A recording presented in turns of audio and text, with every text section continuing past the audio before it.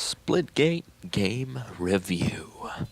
Anyway, Splitgate is a game that came out recently on Steam and it's been kind of blown up recently. And let's just say, um, I have never played Halo. Well, I played Halo 5. You've seen that on my channel, but I have not played any old school Halo at all. So I have no nostalgia factor in this, but I do have is well. I tested this thing out and actually had quite a lot of fun, even though I was trying to get used to the whole flow of the game. Like, I've been playing Apex for so long that, well, arena shooters, it's a different type of game. So it took me a while to actually get used to this. But I'd say it's kind of worth it because this game is pretty fun. It's Halo 3 or 4 style gameplay, but with portals thrown into the mix. AKA like portals from the game Portal. AKA there's a few select surfaces on each and every map that you can actually put portals on. 1 and 2, and they link up with each other and you can teleport all the way across the map, or even like carry your momentum through the portals to jump across the map or do crazy stuff like that. But then again, it's a neat little quirk, but I'd say that you can even go through the game just by going like with your regular Halo stuff. Like your Halo experience will carry over to this game. It's just that when you start messing around with the portals, that's when you're probably gonna really need to learn.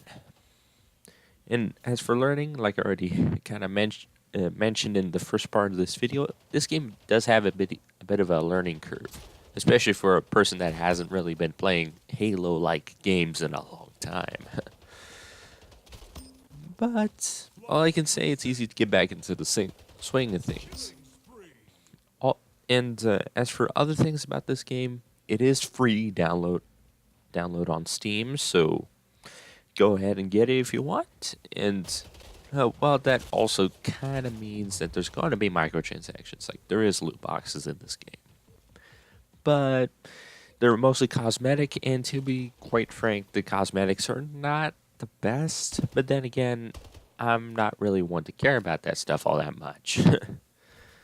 So, other than that out of the way, a few other things that kind of are bothering in the game right now is, well, maybe a little bit of lag spikes, like you already just saw back there, or right there, in fact. It does have a little lag here and there, but it's not like server ending or crashing like Apex.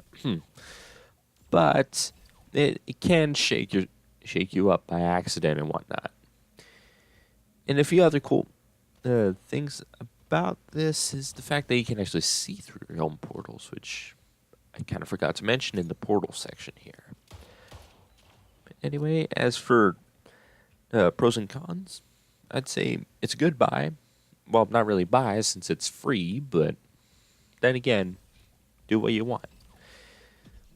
And I should say that this game does have controller support. Like, in fact, this gameplay might have been with my controller on, because I tried my controller mostly because I've been playing on Xbox until now, but also because, well, anybody else that also comes from the console area and wants to try out this game, it will come to console soon, I think, or at least that's what the devs say. But then again, it is an indie game, so I'm not sure how long this thing will stay alive. But one thing is for sure, though, is that I also tried my hand at least trying to get used to the whole keyboard and mouse thing.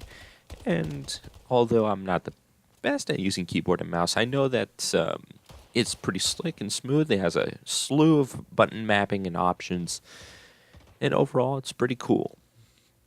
And other than that, when it comes to the weapons in here, it's basically your classic Halo stuff. You have your assault rifle, pistol, battle rifle, basically energy rifle, plasma thing, shotgun. Basically, every weapon you know and love from Halo, well, at least most of them are in here. And yes, there is a rocket launcher. And the only other real thing that changes this up from Halo is the fact that you have a jetpack. So you can kind of do the whole Black Ops 3 thing where you can jump and then kind of jetpack your way a little bit.